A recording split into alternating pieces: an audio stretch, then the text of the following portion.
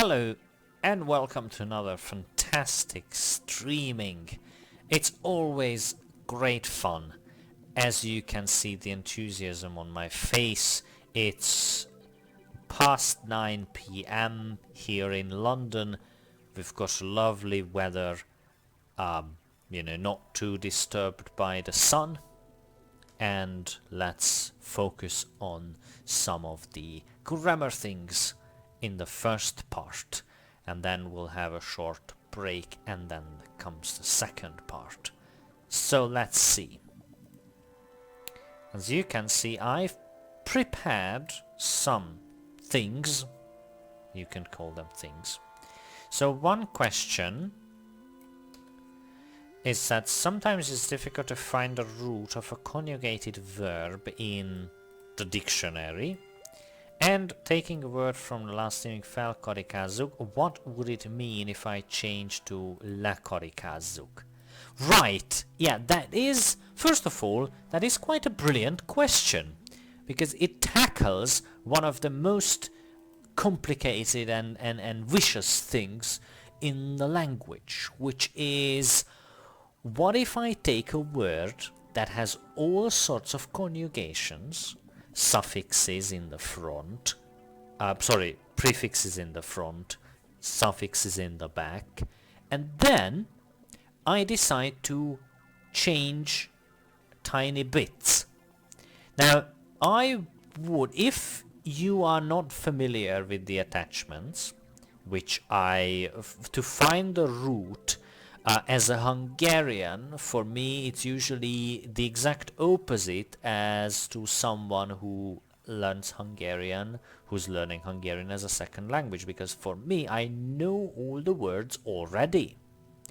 So to find the root is just, what I do is find a word that is the smallest in there that makes sense. So in this case I would find the word karika, which means circle, even though that there is something like kar here. And that's the problem. To me, this is easy. Kar doesn't make sense at all. I mean, in this context, because then there is no ika attachment. But to me, even if there was something like that and just couldn't think of it, it does not make sense to do something like this. However, for you, who is trying to tackle the language, the best thing to do is the opposite. Ignore the root and find all the attachments, because the number of attachments is limited, sort of, compared to words, because we've got thousands and thousands of words, tens of thousands, but only a limited set of, well, a couple of maybe hundreds, thousands attachments. So if you want to find the root, it's not a very nice task, because you would have to assume that you recognize all the other attachments. So for instance, this is a prefix, also that is a prefix, and then this is an attachment, and that is an attachment as well, kind of, and then whatever we have is karika. And of course it looks easy. I made it look easy because I know all the answers, and when I know all the answers, it's very easy for me to set an example. However, to answer the question, after finding the root and recognizing all the attachments, then there is the problem. Let's say you did that. First, you figured out all the suffixes and prefixes, found the root, it's in the dictionary, you figure out what it means, then put all the attachments there, and there you have it. But changing from fel, which means up, to le, which means down, could have quite a severe effect on this whole situation.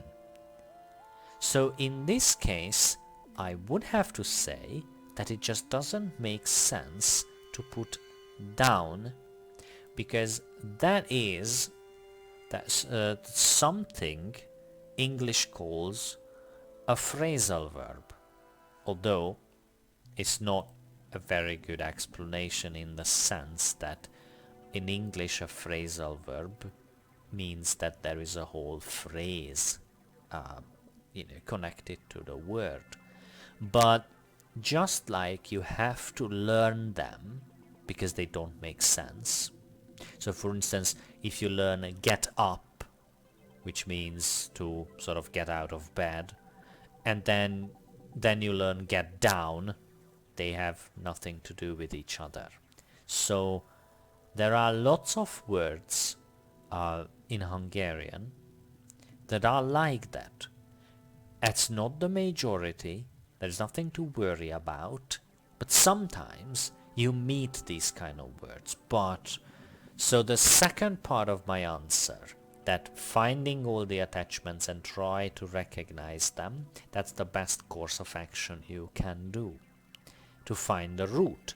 So basically whatever remains, whatever you did not recognize, that is the root. So yeah, I guess that was the first question. I hope the answer was quite alright. However, there is another thing. Let's say that you think that you've recognized and removed most of the attachments that you are aware, and then you put that into the dictionary. Chances are that you are going to find something. But, who am I to not test what I'm talking about? So let's see what happens here. So let's put this one here. That's Google Translate. It recognized that it's Hungarian. It doesn't make much sense, because last time I said that this is to slice something into circles, but this one doesn't mean. So like I said, this one we can remove. Now we are getting closer. This one we can remove, and yeah, I guess that would be. So in this case, because this is a special Hungarian word connected to cooking, a sort of phrasal verb, we have very little chance to do something like this. But what if I change my example into this one? Google even recognized actually that that is to use, but if we remove the recognized fel, which means up as a prefix, then we get use. But what if I try to change it, so go into dangerous territory?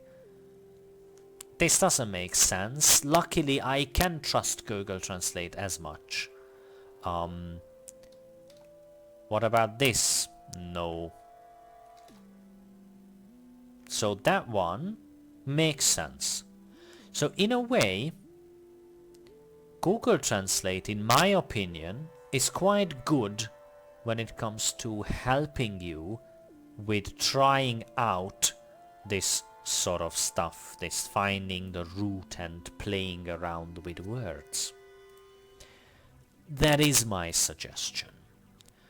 Maybe it's not the best one, but hopefully it will help you along the way. And then later on, if there are any questions, I'll just return to this subject. And this one is quite interesting. It says, could you explain tárgyatlan and tárgyas igék? What's the difference? So what we have here is verbs with subject and verbs without a subject. Let's define them like this. So one of them, these verbs require a subject, and there are those words that do not require a subject. So technically verbs can be in two categories from this perspective, at least. One is that you can do, just do. It doesn't require a oh, good lord, this is live and I made such a mistake. That is the object. I guess my only, yeah, that makes a bit more sense, I believe. So there is the verb and there is an attached object. So going back, what I meant really was that there are verbs that do not require an object. For instance, if I run, that doesn't need any objects, at least from a grammatical point of view.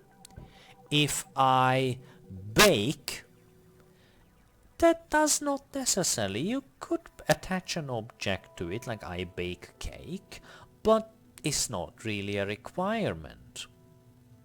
However, when you take a photo, then without the object, the photo itself, it would not make sense to say just to take. So the rule is, if you are able to say the verb without feeling the need that it requires something, an object to work with, then you are dealing with a verb without an object type of verb, which is tárgyatlan. It literally means objectless. And this one is object, whatever. I don't know, I can't translate that. English doesn't work like that. So let me give you a couple of examples. So let's say that I am baking.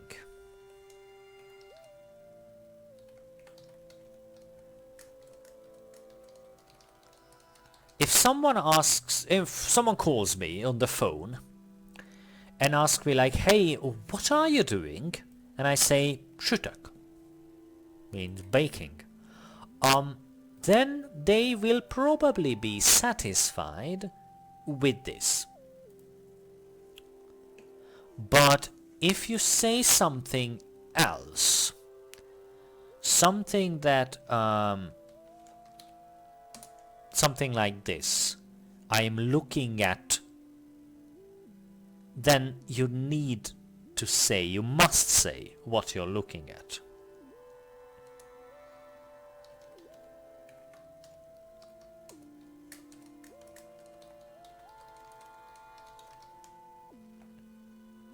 So like I said, the rule of thumb is that if you use a verb and then you feel the need to attach an object to, so it would make proper sense, then you're dealing with these sort of verbs that require an object.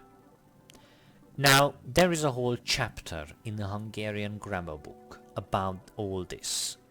I'm pretty sure that if I had a good memory, I would say that there's a list of these, and here is the list. I can just write it on the board and everybody would be happy. But the truth is that, in my opinion, at least in my experience, you can go with this rule where you try to make sense of what you say. Of course, as you go on and you tackle more and more complicated things in Hungarian, and you no longer talk about the color of the sky or that you like dogs, but you talk about something a bit more complicated, and I don't mean it grammar-wise, but I specifically mean your topic you wish to explain. Then you will start running into complicated situations, such as our first topic today, where you just can't, detach all the attachments and find the proper root, because it's such a it's a kind of verb where all the attachments are necessary to have that particular meaning. And then our second example today with the verbs, regarding the verbs with or without the object needed. Those are, again, it requires that sort of higher level topics where it really shows the complexity of the language. So yeah, that's the idea here, and we learned something today, hopefully. So I guess we have no other options but to have a short recess, at least during the live stream, and then we'll return with the second part of the stream. Again, of course, that will be in the recording as well. So, right.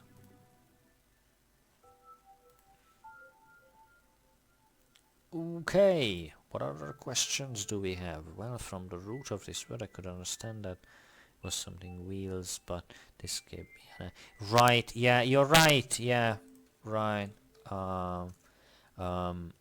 It could mean, kerék could mean wheel or circle. Well, no, hang on, you just confused me, because korika means circle, kerék means wheel. That you have to distinguish those. I know once I read that, once, I think yesterday or today, I read that a Hungarian, it's really hard to learn words in Hungarian because you will encounter a similar sounding word, and then because you're not familiar with the accent marks and the different letters and all that sort of stuff, because, well, obviously you just begin to tackle this whole language, you will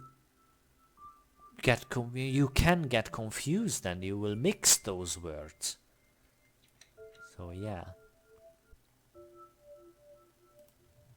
So welcome to the second part of the stream. Well, second part of the video, I guess. For you, it's like time traveling. No time has passed. But for us here in different parts of the world, time has indeed passed.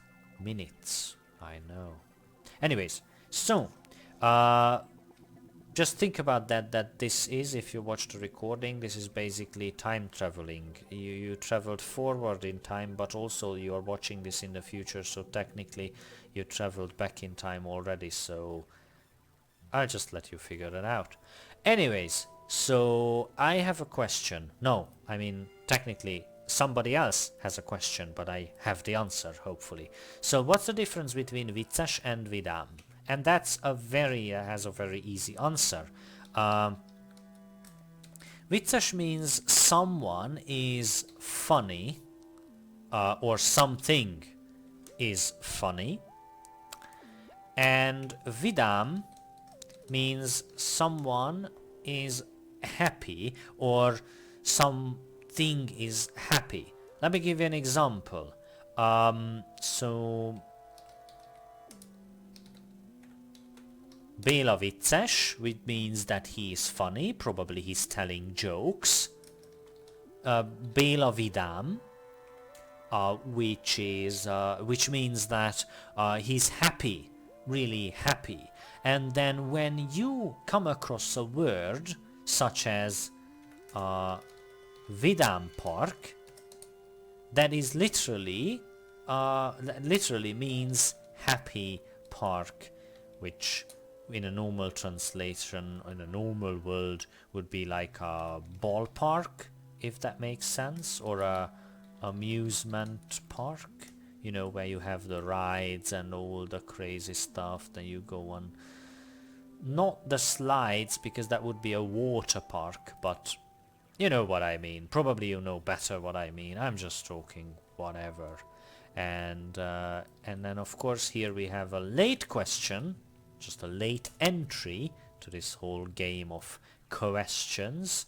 That would be what's the right way to say tudom or tudok? Well, right. Well, that depends on the situation.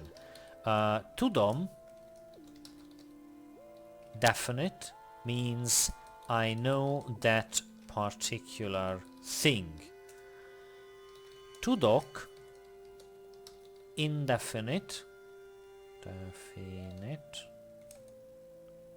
means I know stuff in general. So, for instance, you can say something like tudom a választ, which means I know the answer. Of course, this is one particular answer, probably for one particular question. And then tudok úszni, which means I can swim, but in English I guess I would say I know how to swim.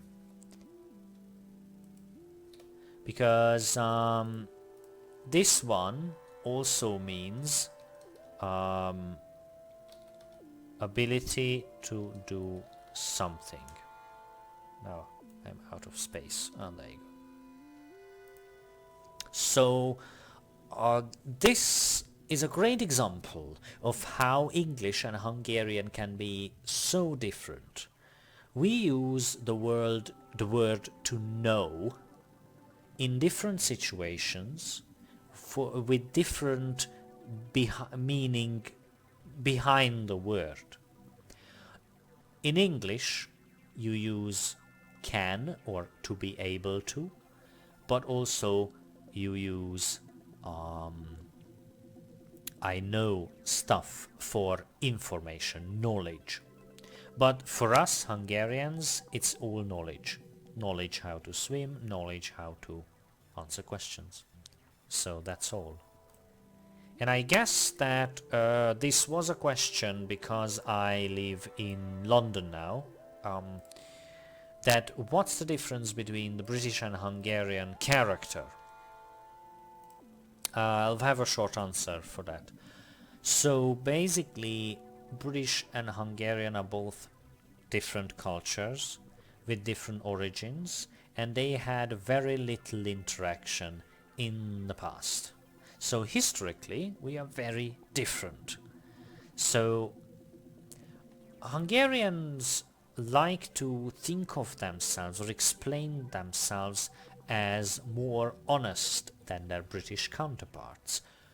And their explanation, I mean the proof for this, is that English people are quite happy, they are quite enthusiastic, and they try to be polite as much as they can. Hungarians, on the other hand, are honest, and the proof is that they will tell you their opinion, whether it's bad or good. So if you ask a Hungarian of what they think of this poem that you wrote, you will get the answer, it's utter shit. But if you talk to a British person, you will get, a possible answer like, yeah, that's quite alright. I would say that it's definitely a poem, it definitely has words, and I know I'm kind of joking away, but they will try to make efforts to say something positive. And that is the main difference. To me, being Hungarian is not really about the honesty part. That's just a euphemism. That's just, trying to explain something nice. That what really means, what we really mean when we say honest is that we are just blunt. So that if you go to a Hungarian asking for opinion, you will get the opinion, whether you like it or not. And since Hungarians are quite a bit gloomy and then they try to think of themselves as down to earth, but that really comes across as pessimistic, then you will probably get a negative answer.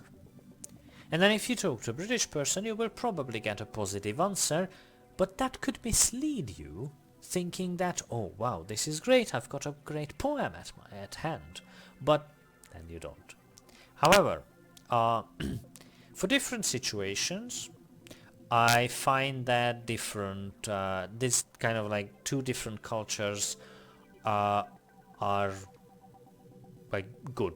Each is for a respective different situation. That's what I'm trying to say.